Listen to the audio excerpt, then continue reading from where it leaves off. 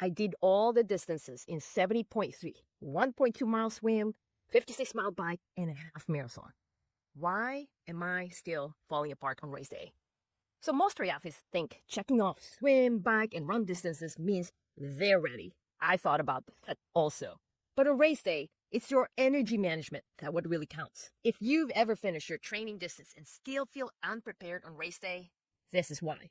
Watch this short clip from my 70.3 reality check training, and I'll break down what your training plan might be missing or what your coach didn't teach you. So one of the things that really comes up is why distance isn't enough.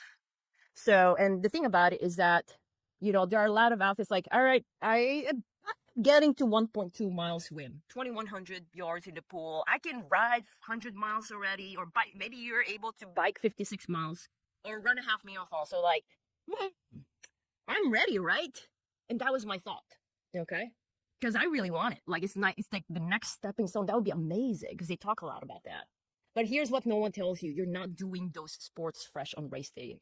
It's not the same as doing a half marathon standalone or just riding your century ride. In fact, I used to ride with a lot of cyclists, and they're like, we ride for 4 hours, they're like, all right, I'm done, bye, go home. With me, I still had to run. It's different.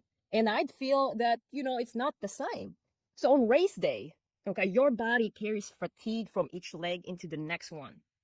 You might be a strong cyclist, but if your swimming is not strong, it affects the bike. Your bike affects your run. And poor fueling or nutrition or pacing in any of them wrecks the next leg.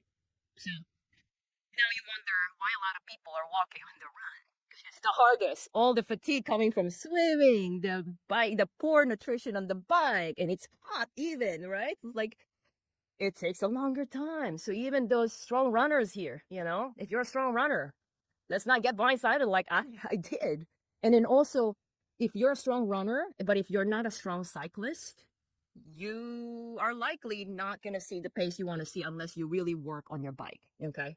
So here you go. This is one of the studies actually just last year. Race day success isn't just about the distance. It's about energy management. And I always emphasize this one to all our athletes because they're like getting worried. Coach, in my own training, I should be at this volume now, And I'm like, chill out. It's going to get there, okay? And then because I could totally understand where they're coming from because when I was new, I pull a book and it says here, number of miles needs to be completed every week. Who here got that? I got that.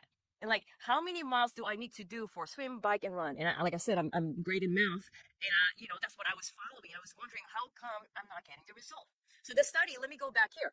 The study, they look at hundreds of half Ironman and Ironman athletes and ask which part of the race, swim, bike, or run, best predicts your total finish time. The answer is bike split. So this is the correlation with finish. 0.85 bike split, 0.82, 0.63, pretty low, right? If your bike time was strong, your total race was usually strong too. But here's the catch. If you destroy yourself on the bike, push too hard, fuel poorly, or like you're just quad dominant and you're using your quads so much or have bad technique, you'll crash on the run. Okay, so which would affect your entire race because the next one is the run. So just having a fast bike doesn't help unless you can still run well after it. Okay. Well, back in the days, I was a strong runner, not yet a cyclist. So I'd be happy when I'd pass by the cyclist. Back in the days when I suck at swimming, I'd be happy when I get up from the swimming and I'm like, bye swimmers. I'll see you at the finish. All right. So like, as you guys can see, there's like, you guys have strengths, right? Now, the thing is that those strengths, it's good for one sport, but when we combine it together, it's another story. Okay. And that's why I wanted to share this one to you guys. Now let's ask more. So what does that mean? Okay. Your goal isn't just to help get fast on the bike, but if you're fast on the bike, that's a plus, right?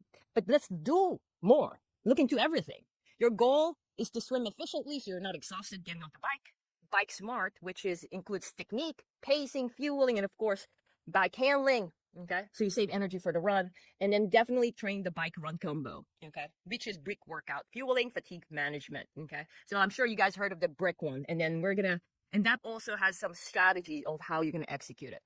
Did that hit home? If you want to spot your own gaps before race day, type the word #scorecard below this video. and I'll send you free access to our 70.3 readiness scorecard.